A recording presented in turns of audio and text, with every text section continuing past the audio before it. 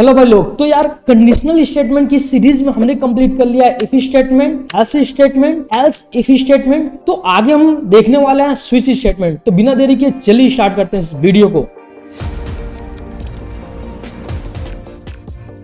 तो switch statement क्या करता है? स्विच स्टेटमेंट मल्टीपल कंडीशंस को एग्जीक्यूट करता है एक किसी स्टेटमेंट से, ठीक है।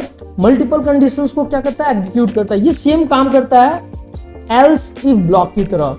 जो एल्स इफ हम लैडर ब्लॉक पढ़े हैं उसी की तरह सेम काम करता है। जैसे आप देख रहे हो स्विच स्टेटमेंट की जो सिंटैक्स होती है उसमें सबसे पहले हमें स्विच लिखना होता है। सबसे पहले हम क्या लिखते हैं? स्विच लिखते हैं। फिर हम अपनी एक्सप्रेशन को लिखते हैं। जो भी वैल्यू के ऊपर या जिस एक्सप्रेशन के ऊपर हमें डिफरेंट केस को मैच करना होता है हम उसको लिखते हैं। तो पहले हमने स्विच लिखा, फिर हम डिफरेंट केस लिखते हैं। केस लिखने के लिए आपको क्या लिखना होगा? एक केस कीवर्ड का यूज करना होगा।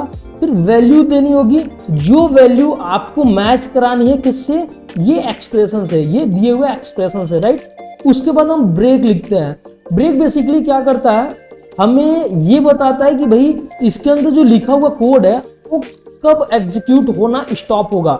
यानी कि इसके अंदर मान लो मैंने 5 लाइन कोड लिखा है, तो 5 लाइन कोड लिखने के बाद अब 6वीं लाइन तो नहीं एग्जीक्यूट होगा ना, तो हमें कहीं ना कहीं स्टॉप करना पड़ेगा कि ठीक है भैया, अगर ये कंडीशन में आता है तो 5 लाइन एग्जीक्यूट कर दो, उसके बाद आप ब्रेक कर दो। तो ये ब्रेक बेसिकली यूज होता है किस काम के लिए? कि अपने केस को स्टॉप करने के लिए, ठीक है। ऐसे ही आप दूसरा केस स्टेटमेंट लिख सकते हो, जो भी आप लिखना चाहते हो, और आप उसके अंदर जो भी कोड एग्जीक्यूट कराना चाहते हो वो कर सकते हो, आप ब्रेक लिख सकते हो। ये सिंपल लॉजिक होती है। ऐसे आप मल्टीपल केसेस लगा सकते हो। जैसे एल्स इफ ब्लॉक में आप multiple conditions else if statement के अंदर आप लिख पा रहे थे, वैसे ही स्विच स्टेटमेंट के अंदर आप मल्टीपल केसेस लिख पाएंगे। और उसके बाद एक चीज होती है डिफॉल्ट।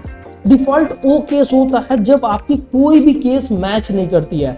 जैसे आपने एल्स इफ स्टेटमेंट में देखा था कि एल्स लास्ट में हम एल्स ब्लॉक को लिखते थे जब कोई भी कंडीशन नहीं मैच हो रही थी, तो हम एल्स वाली कंडीशंस को एग्जीक्यूट कर रहे थे, राइट। वैसे ही स्विच स्टेटमेंट में अगर कोई भी कंडीशन नहीं मैच होती है तो डिफॉल्ट वाला स्टेटमेंट जो होता है वो एग्जीक्यूट होता है। आगे देखते हैं एग्जाम्पल को। तो यार इस एग्जाम्पल में हम लोग क्या देखेंगे? इस एग्जाम्पल में हम लोग देखेंगे कि अगर हमारे पास कोई डे का नंबर है, अब देखोगे हमारे पास एक डे का नंबर है जो हमने एक इंटीजर टाइप की वेरिएबल में स्टोर किया है। उस डे की नंबर को अगर हमें चेक करना है कि यार दिन कौन सा है, मान लो अगर डे का नंबर 1 है तो संडे है, 2 है तो मंडे है, 3 है तो ट्यूसडे है। वैसे ही हमारे पास डे का नंबर है और हमें चेक करना है दिन कौन सा है। तो इसके लिए आपको मल्टीपल केसेस चेक करने होंगे कि अगर वैल्यू 1 है तो क्या होगा, 2 है तो क्या होगा, 3 होगा है तो क्या होगा, 4 है तो क्या होगा, 5 है।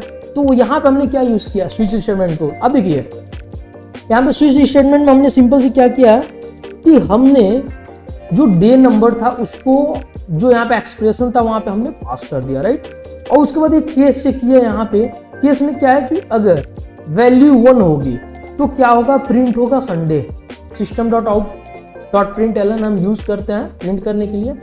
ऐसे ही उसके बाद हमने क्या किया? ब्रेक कर दिया। मतलब अगर कंडीशन मैच होती है, पहला केस मैच होता है, तो बस ये संडे प्रिंट करके तुम ब्रेक कर दो। मतलब आगे कोई भी केस एग्जीक्यूट नहीं होगा और स्विच स्टेटमेंट से आप बाहर हो जाएंगे। ऐसे मान लेते हैं कि जो डे नंबर है, ठीक है, वो डे नंबर की अगर वैल्यू 2 हो जाए तो कौन सी स्टेटमेंट प्रिंट होगी? राइट, ये वाली प्रिंट होगी और मंडे प्रिंट होगा और स्विच स्टेटमेंट से आप बाहर चले जाएंगे। ऐसे मान लेते हैं डे नंबर जो है, डे नंबर अगर उसकी वैल्यू 5 हो जाए तो क्या होगा? तो आप यहाँ पे देख सकते हैं अगर डे नंबर की वैल्यू 5 हो जाएगी तो वहां पे ये प्रिंट होगा। ये अब देखिए प्रिंट ये प्रिंट होगा और हम वहां से क्या हो जाएंगे? बाहर हो जाएंगे, ठीक है। और मान लो जो डे का नंबर है, मैं डे का जो नंबर है मैं बिल्कुल 10 रख देता हूं, तो क्या होगा? आप देखोगे 1 मैच होगा, 2 मैच होगा, 3 होगा, 4 होगा, 5 होगा, 6 होगा, 7 होगा, 8 नहीं है, हमने नहीं चेक किया, तो 10 नहीं मैच होगा। तो आ जाएगा कहाँ पे? डिफॉल्ट केस के अंदर, और प्रिंट कर देगा no name available for the day number this.